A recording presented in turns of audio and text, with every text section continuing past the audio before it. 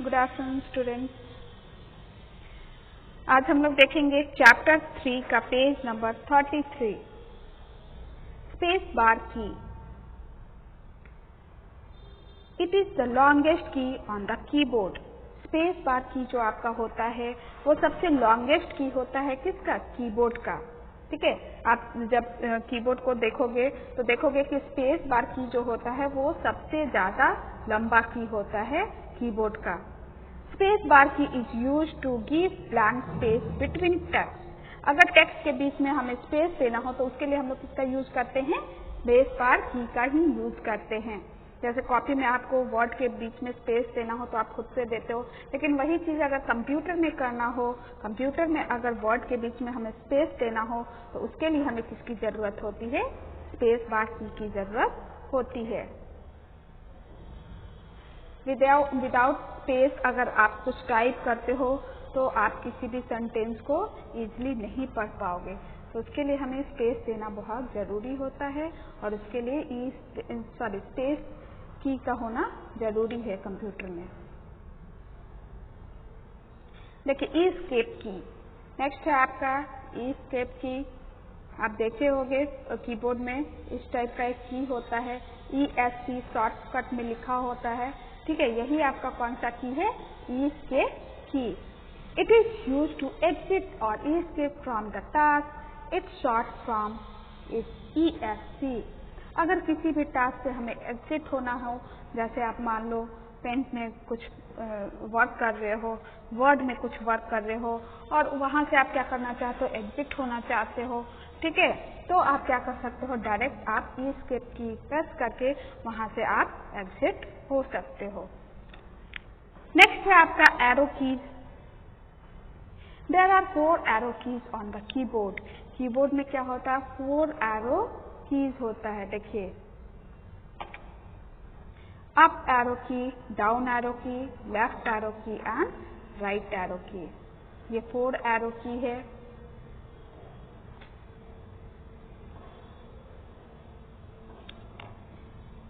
There are 4 arrow keys on the keyboard. They are used to move the cursor on the screen. ये क्या करता है? ये arrow की कर्सर को मूव करने का काम करता है। किस पे? स्क्रीन पे, कंप्यूटर स्क्रीन पे। Arrow keys are also known as cursor movement key. इसलिए हम लोग इसको किस नाम से जानते हैं? कर्सर मूवमेंट की के नाम से भी जानते हैं, क्योंकि ये क्या करता है? कर्सर को मूव करने का काम करता है। Up side, down, left, right, चाहे जहां भी आपको कर्सर को मूव करना है तो आप इसके हेल्प से क्या कर सकते हो? कर्सर को मूव कर सकते हो। ऐसे तो आप माउस के हेल्प से भी कर्सर को जहां चाहो वहां लेकर जा सकते हो, लेकिन अगर आप कीबोर्ड से फैमिलियर हो जाते हो, जैसे आप देखे होंगे जो टाइपिंग वगैरह करता है वो कीबोर्ड से ज्यादा फैमिलियर होता है, वो माउस का यूज बहुत कम करता है, तो उस टाइम हमें इसकी जरूरत काफी ज्यादा होती है।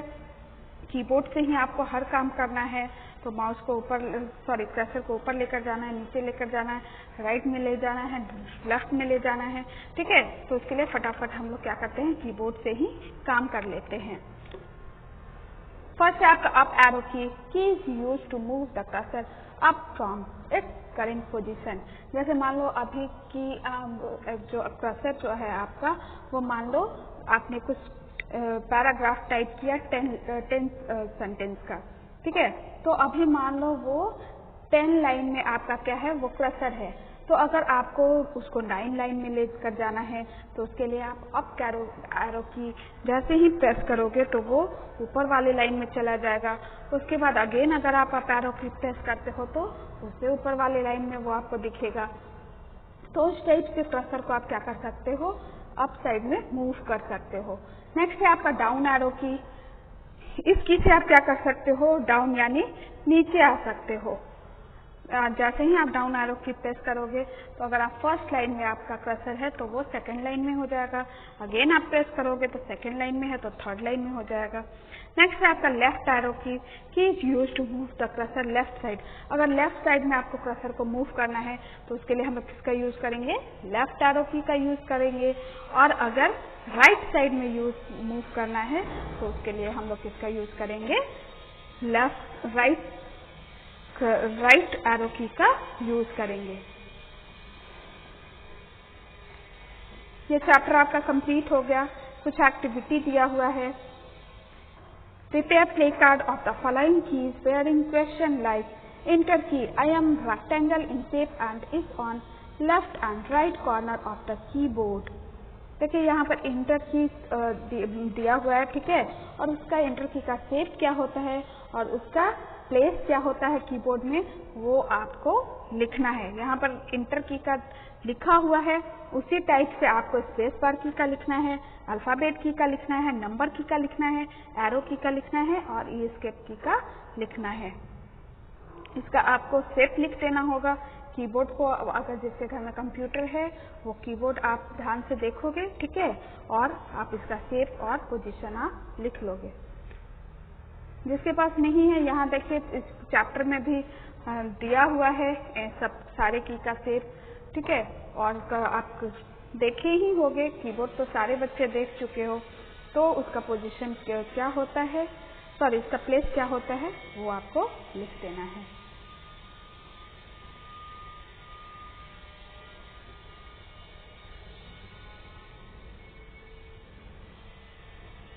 Next आपका locate the enter and space bar key on the keyboard।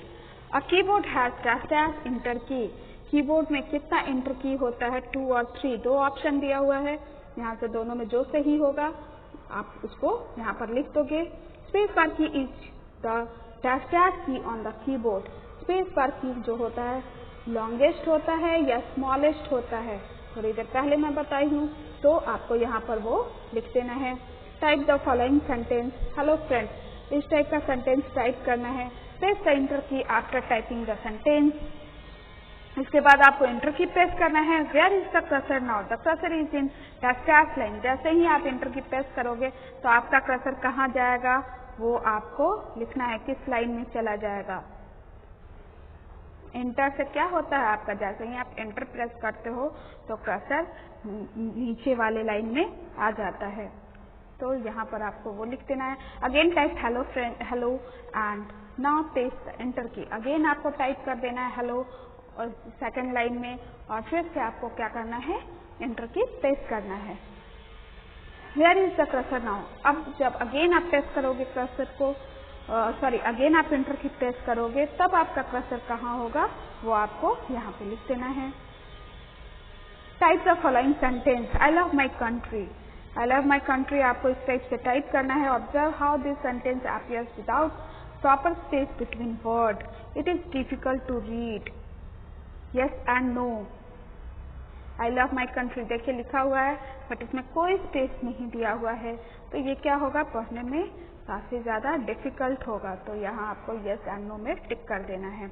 Now type the sentence again and press space bar after every word. The sentence must appear as I love my country. देखिए उसके बाद again इस sentence को type करना है और उस पर क्या करना है, आपको हर वर्ड के बाद स्पेस दे देना है। We can see that when there are space between words, it becomes much easier to read। जैसे ही आप वर्ड के बीच में स्पेस दोगे तो वो क्या होगा, पढ़ने में काफी ज्यादा इजी हो जाएगा। अगर विदाउट स्पेस आप कॉपी में भी अगर लिखते हो, वर्ड के बीच में अगर आप स्पेस नहीं देते हो तो वो पढ़ने में आप नहीं पढ़ पाओगे। तो वैसे ही कंप्यूटर में भी होता है, आप स्पेस नहीं डालोगे तो वो क्या, पढ़ना बहुत मुश्किल हो जाता है। Locate the escape key on the keyboard। It is the dash key on the top left side of the keyboard। यहाँ पर आपको escape की के बारे में पूछा जा रहा है, ठीक है, यहाँ पर आपको fill in the blanks में ये fill करना है। escape key is also known as dash key। यहाँ पर शॉर्टकट फॉर्म में आपको बताए होंगे शॉर्टकट में इसको क्या बोलते हैं escape key को, तो उसको यहाँ पर लिख देना है। दो ऑप्शन ऑलरेडी दिया हुआ है। What is the shape of this key? This key has dash shape। इसका शेप क्या है वो लिख देना है आपको। Locate the arrow keys on the keyboard।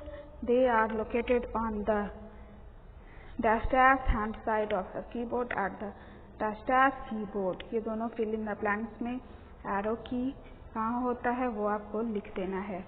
These keys are dash in shape। इसका शेप क्या होता है वो लिख देना है।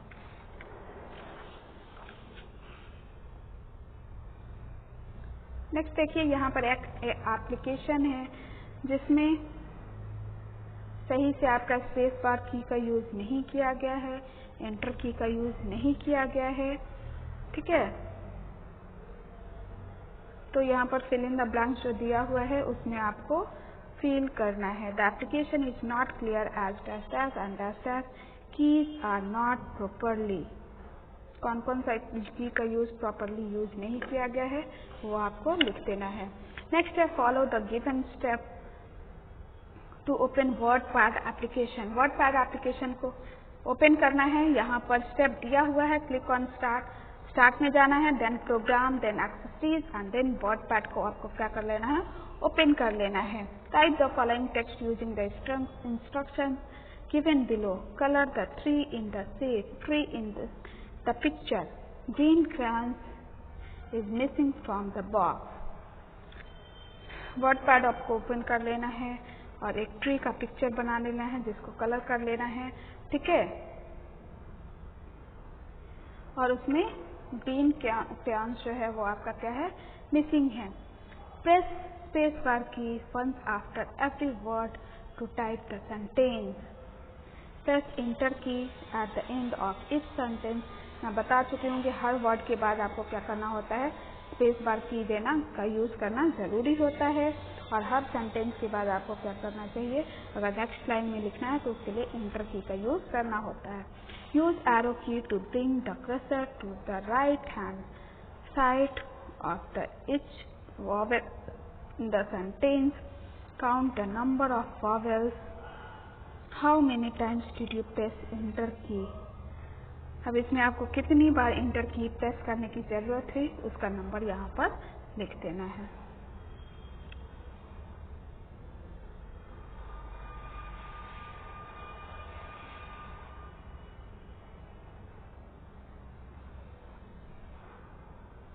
ये चैप्टर आपका कंप्लीट हो गया। नेक्स्ट क्लास में हम लोग चैप्टर 4 स्टार्ट करेंगे। अभी तक जो मैं इम्पोर्टेंट पॉइंट टिक करवाई हूँ सारे बच्चे उसे कॉपी में कर लोगे और एक्टिविटी जो है वो आपको बुक में कंप्लीट करना है पेंसिल से। Okay students, bye bye.